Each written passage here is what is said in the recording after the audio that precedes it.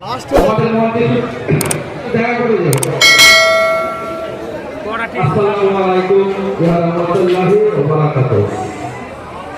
বন্ধুরা আধিকার কমিটির পক্ষ থেকে এখানে উপস্থিত সকলকে জানাই আন্তরিক প্রীতি শুভেচ্ছা ও অভিনন্দন। এরপরে মঞ্চে উপস্থিত সম্মানীয় বিচারকগণকে জানাই আমাদের তরফ থেকে আন্তরিক শুভেচ্ছা। যাদের কথা না বললে নয়, এখানে উপস্থিত ছোট বড় এবং দূর দূরান্ত থেকে আগত সুধীর দর্শক মন্ডলীতে জানাই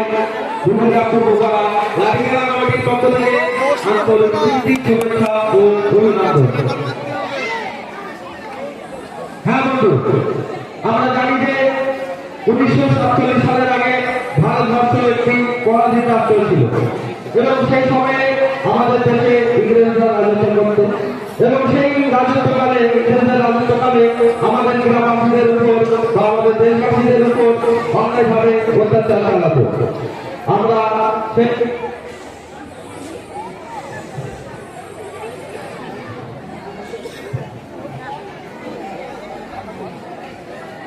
আমরা আপনাদের সামনে সেই সব আন্দোলনগুলি বা নিজের দেশকে রক্ষার্থে এবং নিজের দেশকে স্বাধীন করার তাগিদে আমাদের দেশবাসীরা কয়েকটি আন্দোলন করেছিল এবং সেগুলি পৃথক পৃথকভাবে কয়েকটি গোষ্ঠী বা জাতি এরকম ভাবে বা এরকম হিসাবে আন্দোলনগুলি করেছিল। আমরা আপনাদের সামনে সেই সব আন্দোলনগুলির সমস্ত ত্যাগ আপনাদের সামনে তুলে ধরতে পারব না, কিন্তু আমরা চেষ্টা করেছি যতটা সম্ভব হবে আপনাদের সামনে সেই আন্দোলনের ত্যাগগুলি তুলে ধরতে চলেছি। আপনাদের সামনে আমরা যে তরুণের ত্যাগগুলি তুলে ধরতে চলেছি সেটি 1931 সালে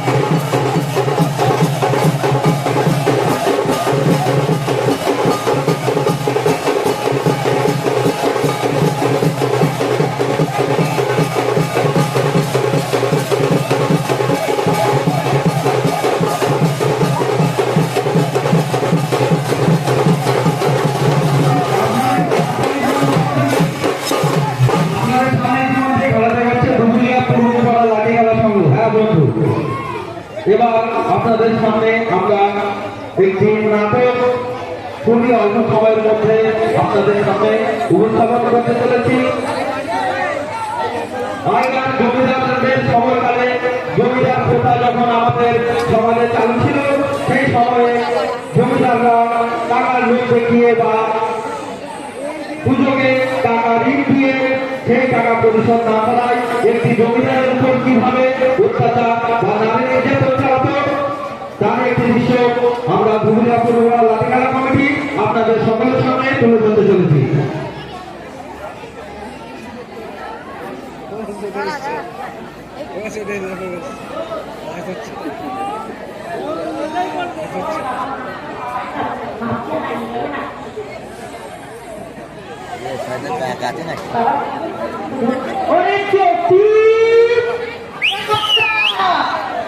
বলি আমার নিচে টিভিটা লাগানো আছে, খবরটা ভালো করে করবে, হয়ে যাবে। ঠিক আছে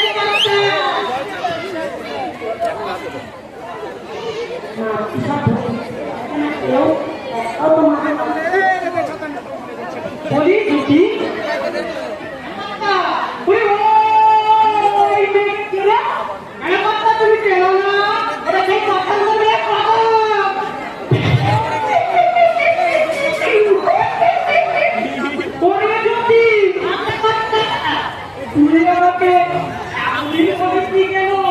যে পছন্দ মেয়ে প্রথম বেশ নাকি তুই বিষয়ে উঠেছে আপনি কি মাকে বেরোতে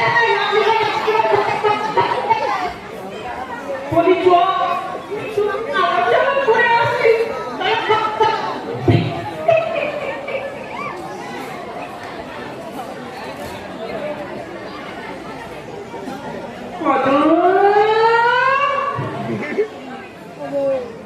বলি ও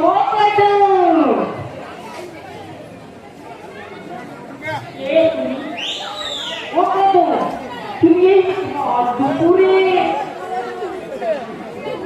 মধ্যে কিছু কাটায় কি করছো কেন দেখতে পাচ্ছ না তোমাকে কিছু ছাই করেছে পরে কত ঝালি করবে কেন রে তোর জন্য চোখ টুকরে কোনো চিন্তা আছে তা আমার দিকে কেন আর ওর অনেক মেয়েরা আছে তাদেরকে টাকাতে পারতো না না না বলি তোর কষ্ট হলে আমার হৃদয়ে খুশা লাগে রে তা তোর মা বলার কি দরকার আমি বলতে পারছি আমার আবার থেকে মা নিয়ে আসছি তোমার আর থেকে যে মা আনবো তার পরিশোধ করবো কি করে আমরা ওরে ওরে পরিশোধ দিতে হবে না রে পরিশোধ দিতে হবে না তুই তো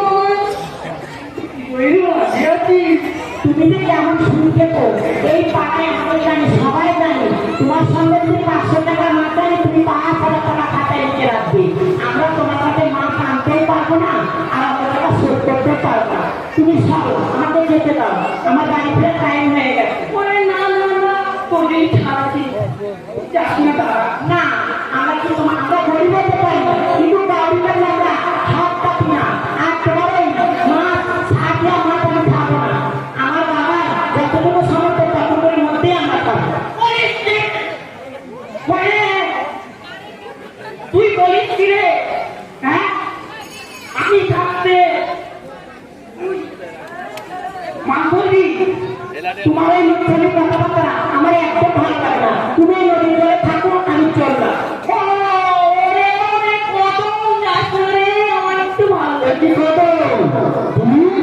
তুমি কোথায় ছিলে এতক্ষণ তোমার জন্য ওই নদীতে মাছ ধরা ধান করে অনেকক্ষণ দেরি করছিলাম তোমাকে দেখতেই পেলাম না তার জন্য ওই যে নুন চাচলে একটা আমাদের গ্রামে ওর সঙ্গে দেখা হলো ওকে আমি যাতা উল্টো পাতা করে আমি চলে এসেছি তুই যাও কি দেখো আমি তো সেটাই দেখলাম যে তুমি ওই সরকারে কি করছিলে না সামনে ও যেমন বলেছে তার জবাব দিয়ে আমি চলে এসেছি আমি এখানে বাড়িতে যাই আমি আসছি তুমি বাড়ি যাও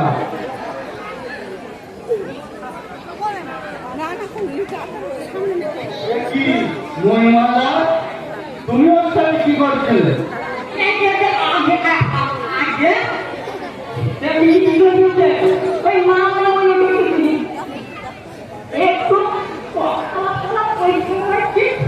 তোমার কি কথা আমি জানি তুমি তো সেই লেভেল বুঝছো ওরে তুই আমার লুচি বলি ওরে আমার চুল করা বাতাস হয়ে গেছে রে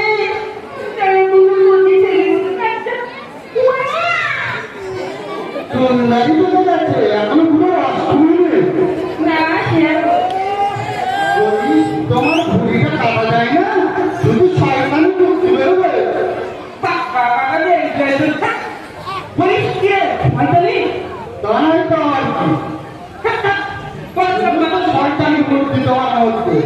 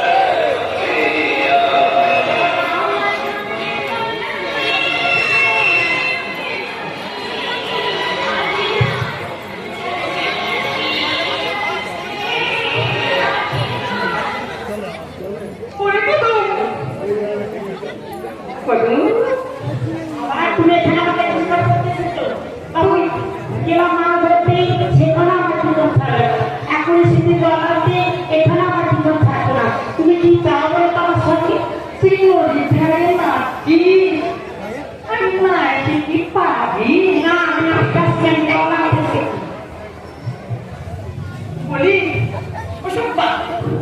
আমায় একটু জল খাওয়াবি? মারা আমাদের জলটা কিনতে চাইবে তা তুমি যেহেতু জল খেতে চাও তো জলটা দিয়ে আমার অবশ্যই লাগবে দেখো আমাকে কুলকুলি করো একটু খা।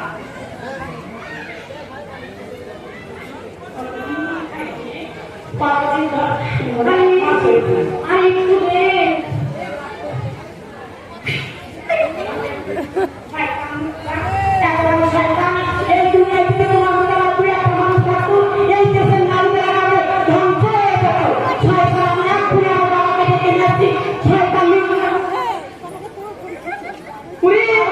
ঘুরে জলদি খাওয়া করবে।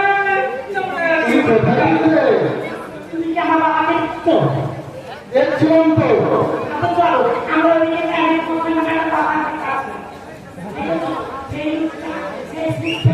আমি যেখানে যাচ্ছি সেখানে আমার জীবন জীবন বেড়াচ্ছে আমার সাথ থাকছে না আমি যা করছি ও আমার জীবনে ছাড়ার মতো লেগেছে ও আমার সঙ্গে কি চায় আমাকে কি করতে চায় সেটা দিন সঙ্গে পরামর্শ করে দেবে। ঠিক আছে,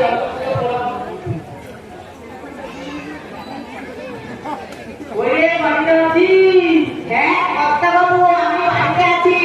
বলি বসন্ত, তুই যে আমার সাথে যে জমিতে বন্ধক রেখে কিছু টাকা নিয়েছিলি, 1,000 টাকা, সেই টাকাটা তো ফেরত দিতে হবে না।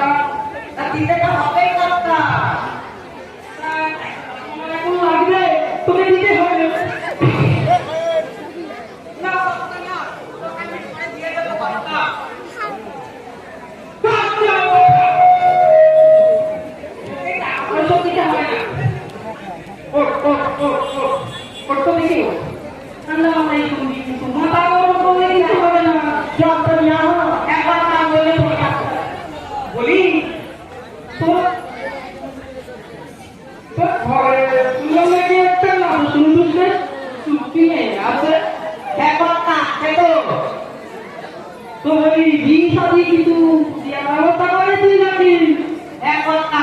মানুষ দিয়ে খাই তো দিতেই হবে। তা আমাকে একটা প্রস্তাব করো, বুঝলি? তা এই যদি আমার খুব ভালো ছেলে, এই সত্যির সাথে তোর আমি এক জায়গায় করতে দিতে পারি আমি। কি রে শালা, আমি কি করি বলে তুই আমার যদি এখানে তোর মেয়ে দিয়ে দিবি? এই যদি আপনার দিয়ে দেবে না ভাই। কি বললি বাচ্চা?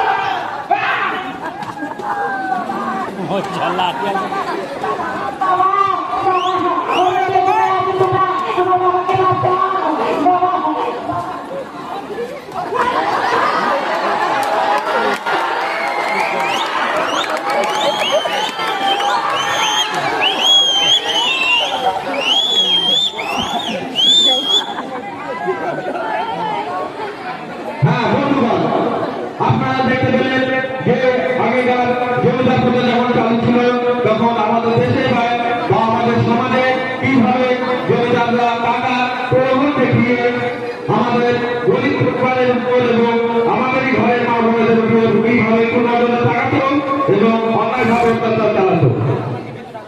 বন্ধুগণ, এরকম ভাবে জমিদাররা আগে এরকম ভাবে অত্যাচার চালাতো, এটাকে আপনারা মুখ বুঝে সহ্য করবেন?